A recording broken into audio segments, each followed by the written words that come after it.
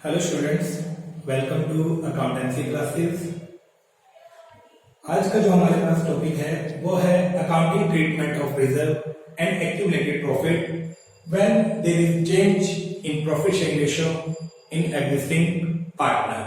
मतलब कि जब पार्टनर की रेशियो में चेंज होगा, पार्टनर की रेशियो चेंज होगी और एग्जिस्टिंग पार्टनर की रेशियो में जो चेंज होगा, उस केस में हमारे पास जो रिजर्व है और जो एक्यूमुलेटेड प्रॉफिट है उनका ट्रीटमेंट कैसे होगा। तो हमारे पास इसके दो केस हैं।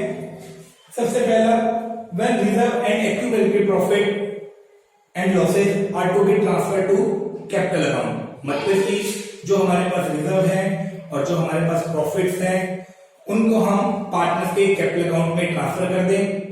दूसरा है हमारे पास when reserve and accumulated profit losses are not to be transfer to partners capital account. मतलब जब हमें जो हमारे पास रिजर्व है या एक्यूमुलेटेड प्रॉफिट्स हैं उनको हम पार्टनर्स के कैपिटल अकाउंट में ट्रांसफर नहीं करेंगे। तो सबसे पहले क्या करेंगे? सबसे पहले करेंगे हम, जब पार्टनर क्या चाहते हैं कि जो रिजर्व है हमारे पास या एक्यूमुलेटेड प्रॉफिट्स है उनको वो अपने कैपिटल अकाउंट में ट्रांसफर करना चाहते हैं। तो मैं आपको बार बार दो ही बात की तरफ इशारा कर रहा हूं कि क्वेश्चन में आपको क्लियर होगा कि पार्टनर क्या चाहते हैं, उन्होंने क्या डिसाइड किया है कि वो जो रिजर्व है या एक्यूमुलेटेड प्रॉफिट है उनको वो कैपिटल अकाउंट में ट्रांसफर करना चाहते हैं या नहीं चाहते। तो आपने इसी बात पे ध्यान रखना है। तो हमारे पास दो केस है कि जब हमारे पास वो रिजर्व वगैरह को या प्रॉफिट्स को वो उनके कैपिटल अकाउंट में ट्रांसफर करना चाहते हैं और दूसरे में वो जब वो ट्रांसफर करना नहीं चाहते। तो हम सबसे पहले ये करेंगे कि जब वो रिजर्व और प्रॉफिट्स को अपने कैपिटल अकाउंट में ट्रांसफर करना चाहते हैं। तो इससे पहले मैं आपको एक चीज बता देता हूं। पहले कुछ चीजें बताऊंगा जो हमारे पास बैलेंस शीट में शो होती है, उसके बाद हम इसको डिस्कस करते हैं। तो मैं बैलेंस शीट में आपको कुछ चीजें बता रहा हूं जो हमारे पास दिखाई देती हैं। बैलेंस शीट में हमारे पास दो साइड होती है, एसेट्स और लायबिलिटी साइड। तो ये चीजें होती है हमारे पास। अब यहां पर हमारे पास क्या होता है? हमारे पास यहां पर जनरल रिजर्व होते हैं, प्रॉफिट एंड लॉस का बैलेंस होता है। जो लायबिलिटी साइड में होता है प्रॉफिट एंड लॉस का, वो हमारे पास क्रेडिट बैलेंस होता है। याद रखना, ये क्रेडिट बैलेंस होता है हमारे पास। ठीक है। इसके अलावा हमारे पास क्या होता है? वर्कमैन कंपनसेशन रिजर्व होते हैं, इन्वेस्टमेंट फ्लक्चुएशन रिजर्व होते हैं हमारे पास, एम्प्लॉय प्रोविडेंट फंड। तो ये चीजें हमारे पास होती हैं। और भी बहुत सारी होती है हमारे पास। लायबिलिटी में हमारे पास इंटरनल और एक्सटर्नल लायबिलिटीज होती हैं। लेकिन अगर मैं इनकी बात करूं, मैंने स्पेशली इन्हीं को क्यों बता रहा हूं मैं, क्योंकि टॉपिक हमारा इससे रिलेटेड है, क्योंकि हम रिजर्व और प्रॉफिट्स की बात कर रहे हैं। तो थोड़ा सा रिजर्व और प्रॉफिट को समझ लेते हैं। होता क्या है, पहले हम सबसे पहले बात करते हैं रिजर्व की, जनरल रिजर्व की। अब जनरल रिजर्व क्या है हमारे पास? तो जनरल रिजर्व हमारे पास क्या है? जनरल रिजर्व हमारे पास जो है वो प्रॉफिट का पार्ट है जो रिटेन करके हमने अपने पास रखा हुआ है फ्यूचर के लिए। जो रिजर्व है हमारे पास वो प्रॉफिट का ही पार्ट है जो हमने रिटेन करके रखा है फ्यूचर के लिए, कि फ्यूचर में उसको हम काम में ला सके। कि अगर फ्यूचर में कोई लॉस हो जाता है, अगर कोई प्रॉब्लम आती है तो उस प्रॉब्लम को कैसे फेस किया जाएगा, उस रिजर्व से फेस किया जाएगा। तो ये प्रॉफिट का ही पार्ट है और प्रॉफिट का पार्ट है तो इट मींस ये पार्टनर्स का ही है। तो ये जनरल रिजर्व है हमारे पास, यानी ये प्रॉफिट में से ही बनाया गया है। सेकंड है हमारे पास प्रॉफिट एंड लॉस का क्रेडिट बैलेंस। लायबिलिटी साइड में जो प्रॉफिट एंड लॉस लिखा होता है उसका बैलेंस जो दिया होता है वो क्रेडिट बैलेंस होता है। तो क्रेडिट बैलेंस मतलब प्रॉफिट एंड लॉस का वो प्रॉफिट है, क्रेडिट बैलेंस मतलब वो प्रॉफिट है हमारे पास। तो जो प्रॉफिट है, ये प्रॉफिट एंड लॉस का क्रेडिट बैलेंस जो दे रखा होता है उसका मतलब होता है कि अनडिस्ट्रीब्यूटेड प्रॉफिट है लास्ट ईयर का। मतलब ये हमारे पास एक ऐसा प्रॉफिट है जो अभी तक डिस्ट्रीब्यूट नहीं किया गया। तो ये भी प्रॉफिट ही है हमारे पास। फिर हमारे पास workman compensation reserve, workman compensation reserve. तो वर्कमैन कंपनसेशन रिजर्व क्या होता है? अब क्या होता है कि फैक्ट्रीज के अंदर जो वर्कर काम करते हैं तो साइट पर उनके साथ कोई ना कोई एक्सीडेंट वगैरह हो जाता है, कोई दुर्घटना घट जाती है, तो फिर वो क्लेम करते हैं कंपनी वगैरह पे, कंपनसेशन मांगते हैं, तो कंपनी उनको कंपनसेशन पे करती है। तो वो कंपनसेशन कहां से पे करती है? तो वो कंपनसेशन जो पे करती है वो कंपनसेशन पे करती है हमारे पास प्रॉफिट में से। तो प्रॉफिट में से वो क्या करती है, प्रॉफिट में से अलग से कुछ पार्ट, प्रॉफिट का कुछ पार्ट ही वो अलग से रिटेन कर लेती है। वो कहां पर रिटेन कर लेती है? वो वर्कमैन कंपनसेशन रिजर्व में डाल देती है। मतलब प्रॉफिट का कुछ पार्ट वो वर्कमैन कंपनसेशन रिजर्व के नाम से अलग से रिटेन कर लेती है कि इन फ्यूचर अगर किसी भी एम्प्लॉय को या किसी भी वर्कर को कोई एक्सीडेंट हो जाता है और वो हमें क्लेम करता है, उसको कंपनसेट करना होता है हमें, तो कंपनसेट कहां से देंगे, वो क्लेम कहां से देंगे? तो वो इस रिजर्व से देंगे। तो ये फ्यूचर के लिए ये भी बनाया गया कि अगर किसी एम्प्लॉइज को या वर्कर्स को कोई प्रॉब्लम हो जाती है, कोई एक्सीडेंट हो जाता है, तो वो कंपनसेशन मांगता है, कब क्लेम करता है हमारे ऊपर, तो वो पैसा हम कहां से देंगे? वो यहां से देंगे, वर्कमैन कंपनसेशन रिजर्व से। तो ये भी कहां से बना?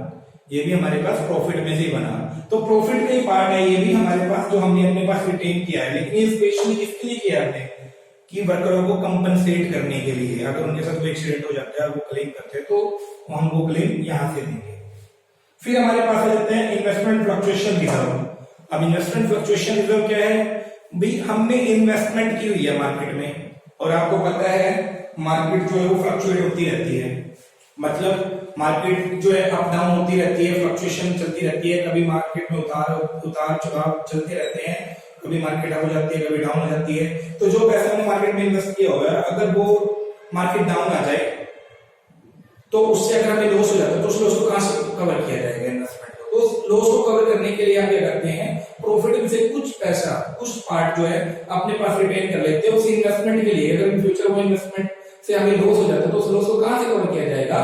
तो वो एक रिजर्व से कवर करेंगे। तो उस प्रॉफिट में से हमने कुछ जो पार्ट है वो हमने इसमें फ्लक्चुएशन रिजर्व में, मतलब इन्वेस्टमेंट फ्लक्चुएशन रिजर्व में हमने प्रॉफिट का कुछ पार्ट इसमें रिजर्व में डाल दिया है। वो किस लिए डाला है? कि हम उसको अगर मार्केट में जो पैसा हमने इन्वेस्ट किया है, अगर उसमें कुछ भी उतार चढ़ाव आता है, तो उस लॉस को कवर करने के लिए हम यहाँ से पूरा कर सके। तो वो इन्वेस्टमेंट फ्लक्चुएशन रिजर्व कहलाता है हमारे पास। फिर आगे हमारे पास एम्प्लॉय प्रोविडेंट फंड। अब ये एम्प्लॉय प्रोविडेंट फंड क्या है? आपने सुना होगा, आपके रिलेटिव में, घर में अगर कोई गवर्नमेंट एम्प्लॉइज वगैरह है, तो मान लो क्या होता है, जब रिटायरमेंट होती है, तो रिटायरमेंट होती है तो उनको मतलब एक ह्यूज अमाउंट में पैसा मिलता है गवर्नमेंट की तरफ से। वो कहां से आता है? वो गवर्नमेंट कहां से देती है? वो गवर्नमेंट एम्प्लॉइज को ही देती है, उन्हीं का पैसा। उन्हीं का पैसा कैसे? मतलब कि उनकी सैलरी में से डिडक्शन होती रहती है पीएफ के नाम से। पीएफ मतलब प्रोविडेंट फंड। तो वो पैसा जो है उनकी सैलरी में से मंथली जो है डिडक्ट होता रहता है, और वो इकट्ठा होता रहता है कंपनी के पास। कंपनी के पास इकट्ठा होता रहेगा, ठीक है। तो फिर वो इकट्ठा जब हो जाता है, जब वो मतलब रिटायरमेंट होती है एम्प्लॉइज की या उसकी डेथ हो जाती है, तो फिर घर वालों को मिल जाता है या उसको मिल जाता है रिटायरमेंट के टाइम, तो वो प्रोविडेंट फंड ही होता है उसका, मतलब जो लास्ट में मिलता है उसकी सर्विसेज कंप्लीट होने के बाद। तो वो पैसा जो है वो कहां से आया हमारे पास? वो तो सैलरी में से आया ना एम्प्लॉइज की। वो प्रॉफिट में से कोई बनाया हमने, वो तो सैलरी में से बनाया हमने। मतलब जो एम्प्लॉइज होते हैं उनकी सैलरी में से हमने कुछ पार्ट जो है 5%, 6%, 7%, 8%, 10%, ठीक है, जो भी हमने जो मतलब कंपनी की टर्म कंडीशन है या जो भी एम्प्लॉय डिसाइड किया उसके अकॉर्डिंग जो भी सैलरी से डिडक्शन होता है, जो भी पैसा कट कर वो फंड में ट्रांसफर होता रहा। तो जब रिटायरमेंट हुई तो वो फंड में से उसको पैसा मिल गया। तो यानी इसमें प्रॉफिट से तैयार किया ही गया। तो ये जो एम्प्लॉय प्रोविडेंट फंड है, ऐसा फंड है हमारे पास यहाँ पर जो एम्प्लॉय की सैलरी में से बनाया गया। तो ये कंपनीज के प्रॉफिट में से नहीं बनाया गया, फर्म के प्रॉफिट में से नहीं बनाया गया। तो ये हमारे पास जो एम्प्लॉय की सैलरी में से बनाया गया। और अगर हम बाकियों की बात करें तो ये भी प्रॉफिट में से बनाया गया, ये भी प्रॉफिट में से बनाया गया, ये भी प्रॉफिट में से बनाया गया, और ये भी प्रॉफिट में से बनाया गया। ठीक है, अगर इनको यूज हो जाए तो जिस पर्पज के लिए बनाए गए हैं तो वहां पर यूज आए तो बहुत बढ़िया। अगर ये यूज ना हो पाए तो हम क्या करेंगे? तो हम इसको क्या करेंगे, ये पार्टनर्स के लिए तो पार्टनर्स के बीच में डिस्ट्रीब्यूट कर देंगे अगर वो चाहते हैं तो मैं आपको थोड़ा सा इस टॉपिक को क्लियर करने से पहले थोड़ा सा इस चीज को क्लियर करना चाहता था। इसी तरह हमारे पास यहाँ पर क्या होता है, एसेट साइड में एक प्रॉफिट एंड लॉस अकाउंट का बैलेंस यहाँ पर भी दिया हो सकता है हमारे पास। तो यहाँ पर भी दिया हो सकता है हमारे पास बैलेंस। ये प्रॉफिट एंड लॉस, देखो प्रॉफिट एंड लॉस यहाँ पर भी लिखा हुआ है, यहाँ पर भी लिखा हुआ है। अब जो क्रेडिट साइड में है वो तो हमारे पास प्रॉफिट है, लेकिन जो एसेट साइड में प्रॉफिट एंड लॉस का बैलेंस ये होगा ना, वो हमारे लिए लॉस होता है। इसी तरह लास्ट ईयर का लॉस है जो अभी अनडिस्ट्रीब्यूटेड है हमारे पास, मतलब अभी डिस्ट्रीब्यूट नहीं किया गया हमारे पास, वो मतलब बांटा नहीं गया हमारे पास, तो सेम चीज है हमारे पास। तो सबसे पहले मैं आपको ये चीज क्लियर करना चाहता था कि हमारे पास ये चीजें दी होती है, ठीक है। अब मेरे ख्याल से आपको क्लियर होगा, ये प्रॉफिट में से बनाई गई है सारी चीजें हमारे पास, और ये अकेला है जो सैलरी में से बनाया गया है, ठीक है। चलो आगे टॉपिक करते हैं, आगे करते हैं इसको। हमारे पास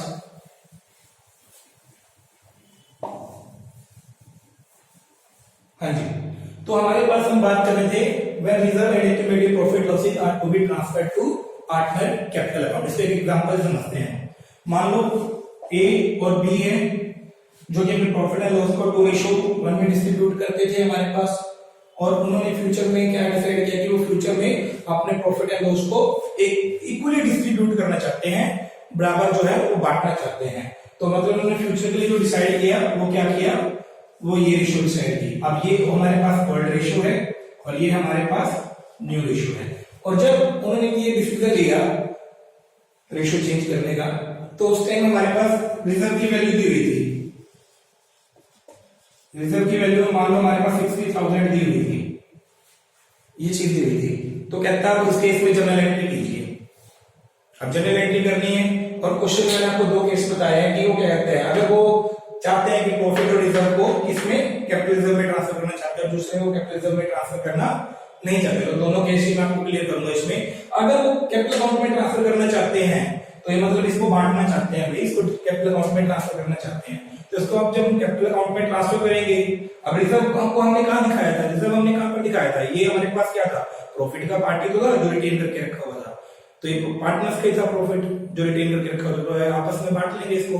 और मैंने एक चीज और बताई थी कि पार्टनर्स का कैपिटल का बैलेंस क्या होता है, क्रेडिट होता है, जब तो उसमें पैसा मिलेगा तो कैपिटल अकाउंट क्या हो जाएंगे, क्रेडिट हो जाएंगे हमारे पास। तो रिजर्व कहां था हमारे पास, बैलेंस शीट की लायबिलिटी साइड में, और लायबिलिटी साइड में जो भी चीजें होती है उनका बैलेंस क्या होता है, क्रेडिट होता है। तो जब हम इसको रिजर्व को बांटेंगे, इसका बैलेंस क्रेडिट होता है ना रिजर्व का हमारे पास, जब इसको बांटेंगे डिस्ट्रीब्यूट करेंगे तो क्या हो जाएगा, ये खत्म करेंगे इसको, तो खत्म करने के लिए जो क्रेडिट है चीजों को खत्म करने के लिए उसको खत्म करेंगे तो क्या हो जाएगा, डेबिट हो जाएगा।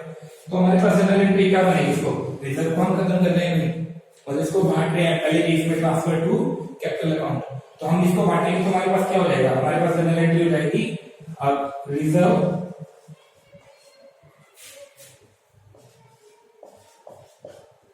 Account debit to is capital to these capital in old ratio। old ratio क्या थी, old ratio 2:1, तो इस 60,000 2:1 में हम डिस्ट्रीब्यूट करेंगे तो क्या आ जाएगा हमारे पास 40 और 20, तो ये हो गया 60। तो अब old ratio में क्यों डिस्ट्रीब्यूट किया हमने, इसका पीछे क्या रीजन है, इसके पीछे रीजन ये है कि जो ये रिजर्व था हमारे पास, ये जो उनकी रेशियो चेंज हुई है उससे पहले था ना हमारे पास, मतलब जो रेशियो चेंज हुई है उससे पहले था रिजर्व हमारे पास, तो उससे पहले था, चेंज होने से पहले था हमारे पास, तो चेंज होने से पहले था, तो उसी पुरानी रेशियो में उसको डिस्ट्रीब्यूट करेंगे, न्यू रेशियो में क्यों करेंगे हम चेंज उसको डिस्ट्रीब्यूट। तो चेंज होने से पहले जो भी हमारे पास बैलेंस है, रिजर्व के बैलेंस है, प्रॉफिट के बैलेंस है, तो उसको हम उसी ओल्ड रेशियो में ही डिस्ट्रीब्यूट करेंगे हम, क्योंकि वो पुरानी मतलब उनकी जो ओल्ड रेशियो पहले की थी, उनके जो एफर्ट्स थे उसके हिसाब से ही हम उसको एडजस्ट करेंगे। तो हमारे पास हम इसको एंट्री बनी, हमारे पास रिजर्व का क्रेडिट बैलेंस है तो उसको डेबिट कर दिया, और ये पार्टनर के कैपिटल अकाउंट में हमने इसको ट्रांसफर कर दिया ओल्ड रेशियो में। अब इसमें एक चीज और ध्यान रखनी है आपने कि हमारे कैपिटल अकाउंट क्या है, हमारे कैपिटल अकाउंट फिक्स है या फ्लक्चुएट है। अगर हमारे कैपिटल अकाउंट फ्लक्चुएट है तो आपने कहां पर ट्रांसफर, कैपिटल अकाउंट में ट्रांसफर हो जाएगा। अगर हमारे अकाउंट जो है कैपिटल अकाउंट वो फिक्स होते तो यहां पर हम क्या करते, तो यहां पर हम करंट अकाउंट लिखते।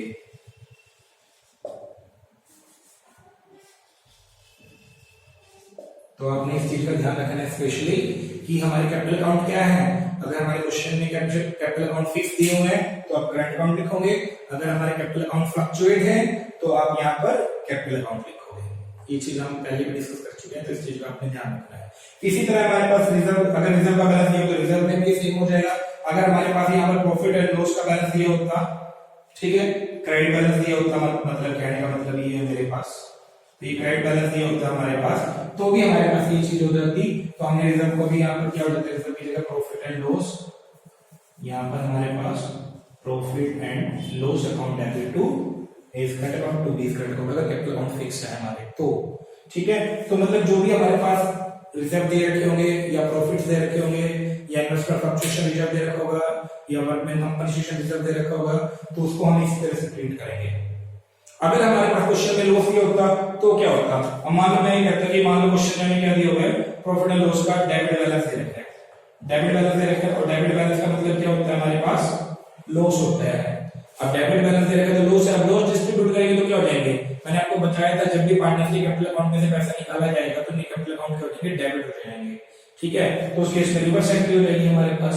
अगर लॉस दिया होता है हमारे पास, अगर हमारे पास प्रॉफिट एंड लॉस का डेबिट बैलेंस दिया हुआ है तो हम क्या करेंगे, कैपिटल अकाउंट को डेबिट कर देंगे। और मतलब देखो डेबिट बैलेंस है तो इसको खत्म करेंगे तो ये क्या करना पड़ेगा, क्रेडिट करना पड़ेगा, तो रिवर्स हो जाएगी ऑब्वियस एंट्री। तो हमारे पास क्या हो जाएगा, तो हमारे पास उस केस में हो जाएगा यहाँ पर हमारे पास A capital account debit B's capital account debit to profit and loss account 60,000, तो यहाँ पर हमारे 40-20 और रेशियो नहीं है हमारे पास, ये चीज होगी। और यहाँ पर मैं मान के चल रहा हूँ कैपिटल अकाउंट हमारे फ्लक्चुएट थे, ठीक है। तो ये मैंने बताया, देखो अगर हमारे पास प्रॉफिट लॉस का डेबिट बैलेंस है तो खत्म करेंगे तो क्रेडिट करना पड़ेगा, तो ये क्रेडिट कर दिया हमने, और ये किस लॉस के बीच में डिस्ट्रीब्यूट कर दिया, पार्टनर्स के बीच में, तो ओल्ड रेशियो में मैंने उसको डिस्ट्रीब्यूट कर दिया, तो कैपिटल अकाउंट हमारे पास डेबिट हो गया हमारे पास। तो ये था हमारे पास फर्स्ट स्टेज, मतलब कि जब वो क्या चाहते थे, वो अपने मतलब कि रिजर्व वगैरह को या प्रॉफिट के बैलेंसेस को वो कैपिटल अकाउंट में ट्रांसफर करना चाहते थे, मतलब कि when reserve and accumulated profit losses to be transferred to partners capital account। अब आता है हमारे पास सेकंड में कहता है when reserve and accumulated profit losses are not to be transferred to partner capital account, मतलब कि जब वो कैपिटल अकाउंट में ट्रांसफर करना नहीं चाहते, वो बुक्स में शो करना चाहते हैं ऐसे कैसे रिजर्व, वो बांटना चाहते हैं, वो चाहते हैं कि रिजर्व ऐसे कैसे हमारे पास रहे, वो ऐसे कैसे रहे हमारे पास बुक्स में, तो उस केस में क्या होगा, तो उसको भी देख लेते हैं। सेम क्वेश्चन है, सेम पे देखते हैं, आप कंपैरिजन कर सकते हो उसमें।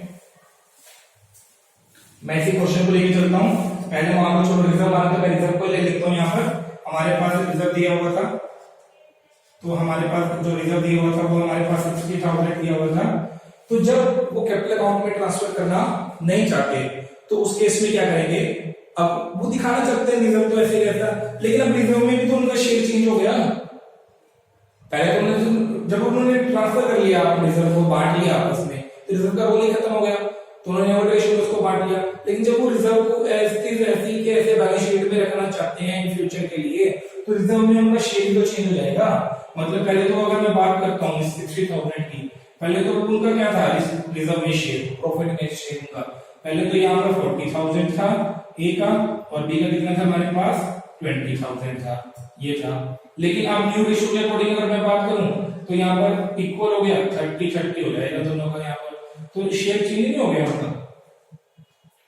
तो जब शेयर चेंज हो जाए तो उस केस में हम क्या करेंगे, उस केस में हम सैक्रिफाइस ऑफ गेन निकालेंगे। जिस तरह से हमने गुडविल को ट्रीट किया था, सेम उसी तरह हमने इसको ट्रीट करना है। जैसे कि मतलब हमने किया था ना अभी से पहले वाला टॉपिक किया था ट्रीटमेंट फॉर गुडविल वाला, तो सेम वैसे ही इसको ट्रीट करेंगे, जिसमें सैक्रिफाइस ऑफ गेनिंग पार्ट निकालेंगे हम। तो सैक्रिफाइस ऑफ गेनिंग निकालेंगे सबसे पहले, तो सैक्रिफाइस रेशियो का फार्मूला यूज करेंगे हम। सैक्रिफाइस रेशियो का फार्मूला यूज किया, old ratio minus new ratio. तो ए के लिए चेक किया हमने, ए का पुराना शेयर कितना है हमारे पास 2/3 माइनस 1/3,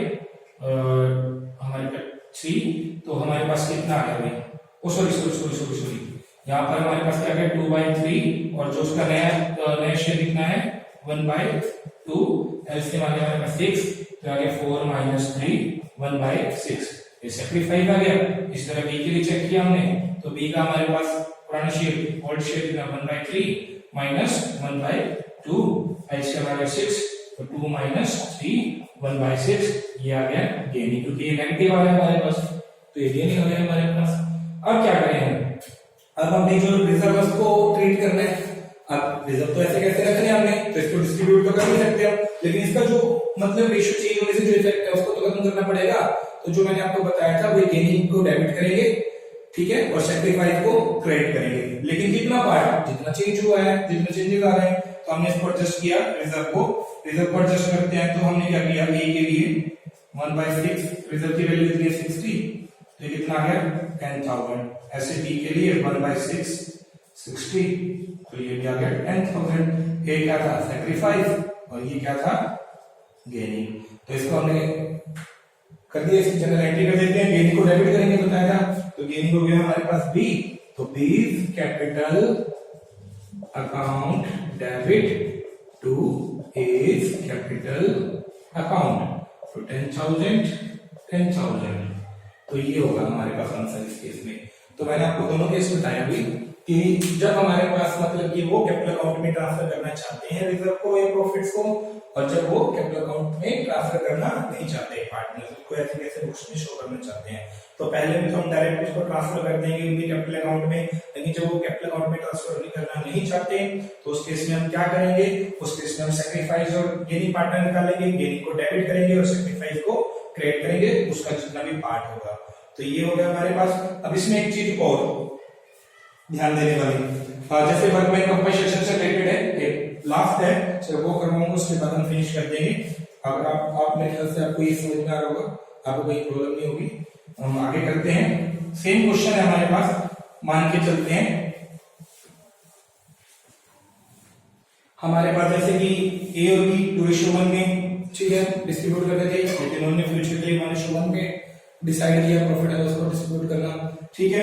तो उस समय हमारे पास बैलेंस शीट में वर्क मान लो दिया हुआ था, बैलेंस शीट दी हुई थी, और बैलेंस शीट में हमारे पास जो है यहाँ पर वर्कमैन कंपनसेशन रिजर्व की वैल्यू दी हुई है, रिजर्व की वैल्यू मान लो यहाँ पर 60,000 दी हुई है हमारे पास,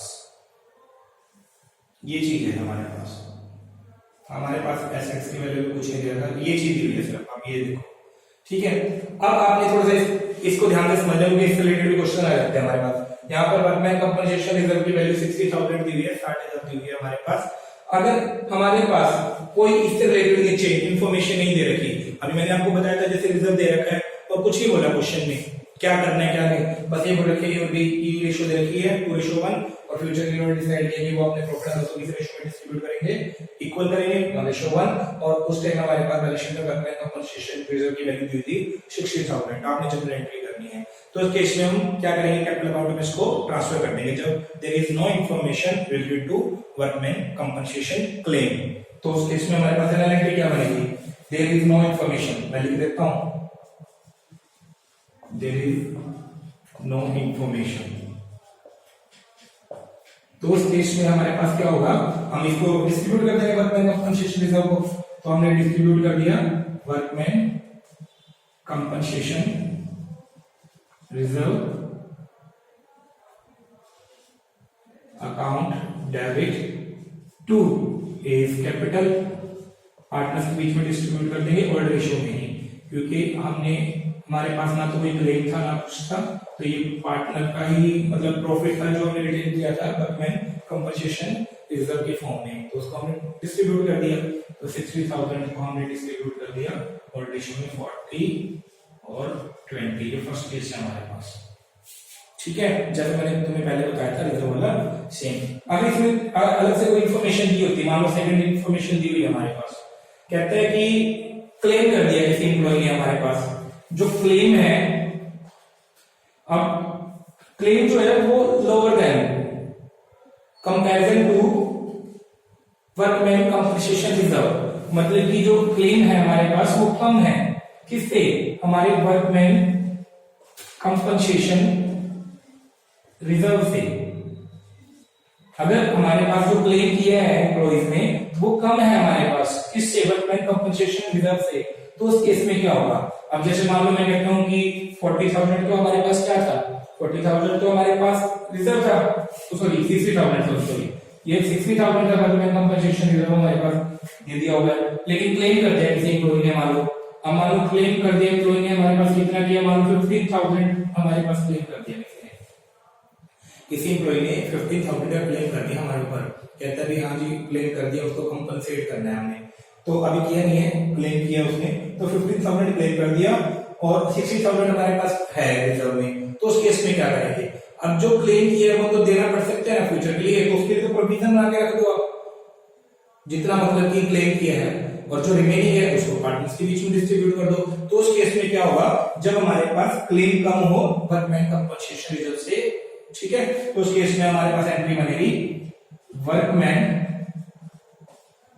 कंपनसेशन रिजर्व अकाउंट डेबिट 60,000 क्योंकि 60 का है, to provision for workman compensation claim या वर्कमैन कंपनसेशन रिजर्व लिख लो यहां पर। अब कितने का है हमारे पास 15,000 का हो गया ना, क्लेम तो 50,000 का हो गया, तो हमने प्रोविजन बना के रख दिया कि फ्यूचर में ये क्लेम देना पड़ सकता है, तो 60 में से 15,000 की अलग से लायबिलिटी निकाल दी हमने प्रोविजन की, ये चुकाना पड़ेगा हमें, ठीक है, पे करना पड़ेगा हमें, तो कंपनसेट करना पड़ेगा। तो अब 60 में से 15,000 हमने डिडक्ट कर दिए, उसके अलग से हमने निकाल दिए, तो बाकी क्या है, बाकी डिस्ट्रीब्यूट कर दो पार्टनर्स के बीच में, तो बाकी कितने 2 A's कैपिटल और 2 B's कैपिटल अकाउंट। अब 60 में से 15 के कितने रह गए 45 को बांट दो, डिस्ट्रीब्यूट कर दो किस रेशो में, उसी ओल्ड रेशो में, तो ओल्ड रेशो में करेंगे तो हमारे पास क्या रहेगा 30 और 50, तो ये हो गया हमारे पास सेकंड केस। देख लो समझ में आया नहीं आया, थोड़ा चलो इसको ही चेंज करते हैं, और इसको अगर चेंज करें थर्ड केस करता हूं मैं, मेरे ख्याल से आपको क्लियर हो गया, ऊपर वाले में थोड़ा साफ कर देता हूं, स्पेस कम पड़ना है बोर्ड पे।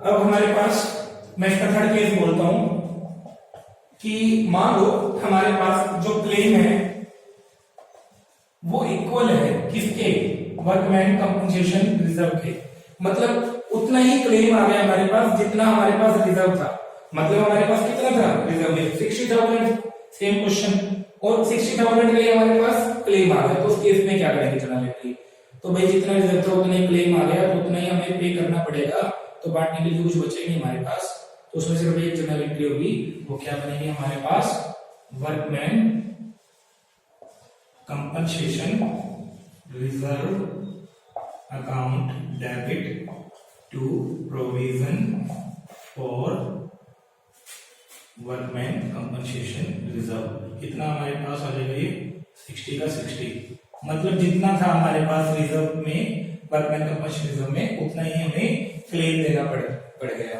तो यही हमने उतने का हमने प्रोविजन बना दिया, सेम तो हमारे पास कुछ भी नहीं बचा, ठीक है। उसके बाद हमारे पास अब इसको भी चलो थोड़ा और चेंज कर लेते हैं, नेक्स्ट फोर केस, भाई मान के चलो कि हमारे पास जो क्लेम है वो ज्यादा हो गया हमारे वर्कमैन कंपनसेशन रिजर्व से, मतलब क्लेम हमारे पास ज्यादा हो गया और वर्कमैन कंपनसेशन हमारे पास कम है, रिजर्व कम है, तो उस केस में क्या करेंगे भाई, तो उस केस में हम क्या करेंगे, यहां से बता देता हूं मैं आपको, लास्ट केस है ध्यान से समझना इसको भी, भाई हमारे पास workman compensation reserve account debit, अब कितना था 60, लेकिन टू प्रोविजन तो क्या करना है हमने फॉर वर्कमैन कंपनसेशन रिजर्व, जो क्लेम क्या करना है हमने वो कितना करना है हमने, वो मान के चलो ज्यादा हो गया, अब मान लो मैं कहता हूं कि 72,000 के लिए क्लेम आ गया हमारे पास, जबकि हमारे पास ये कितना है 60,000, तो ये हो गया ना क्लेम ज्यादा हो गया हमारे पास, तो क्लेम हमारे पास आ गया 72 के लिए, अब ये तो लायबिलिटी ज्यादा हो गई हमारे पास, लायबिलिटी ज्यादा हो गई हमारे पास, तो लायबिलिटी को रिवैल्यू करेंगे हम, इसका रिवैल्यूएशन करेंगे, ठीक है, तो रिवैल्यूएशन करेंगे तो हमारे पास रिवैल्यूएशन करने से हमारे पास क्या होता है डेबिट हो जाएगा वो, ठीक है, तो हमारे पास यहाँ पर रिवैल्यूएशन अकाउंट को डेबिट करेंगे हम, रिवैल्यूएशन अकाउंट डेबिट, कितना 60 का था हमारे पास रिजर्व, जबकि क्लेम हमारे पास 72 का आ गया, तो कितना एक्स्ट्रा आ गया 12,000, तो हमने 12,000 को रिवैल्यू किया हमने रिजर्व को, तो डेबिट कर दिया हमने यहाँ पर, ये चीज हो गई हमारे पास। ठीक है, अब इसकी एक एंट्री और बन जाएगी हमारे पास। अब ये रिवैल्यूएशन अकाउंट डेबिट हुआ है ना, अब इसको तो हमें खत्म करना पड़ेगा पार्टनर्स के बीच में। तो हमारे पास अब क्या होगा, हमारे पास रिवैल्यूएशन को अगर हम करेंगे तो हमारे पास ये लॉस हो गया, अब हमारे पास प्लस हो रहा है, ये पार्टनर्स के बीच में डिस्ट्रीब्यूट होगा, पार्टनर्स को ही पे करना पड़ेगा। तो यहाँ पर इफ कैपिटल अकाउंट डेबिट, बीफ capital account debit to revaluation account, तो ये हो जाएगी हमारे पास।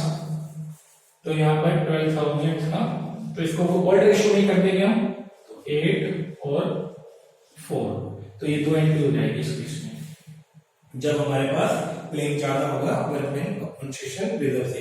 इसी तरह हमारे पास इन्वेस्टमेंट फ्लक्चुएशन रिजर्व से रिलेटेड होगा। तो आई थिंक आपको समझ में आया होगा, मैंने अपनी तरफ से पूरी कोशिश की है आपको समझाने की, लेकिन अगर फिर भी आपको कहीं प्रॉब्लम आती है तो आप मुझे कमेंट कर सकते हो या व्हाट्सएप भी कर सकते हो। मैं कोशिश करूंगा आपके डाउट क्लियर करने की। आज के लिए इतना ही, थैंक यू।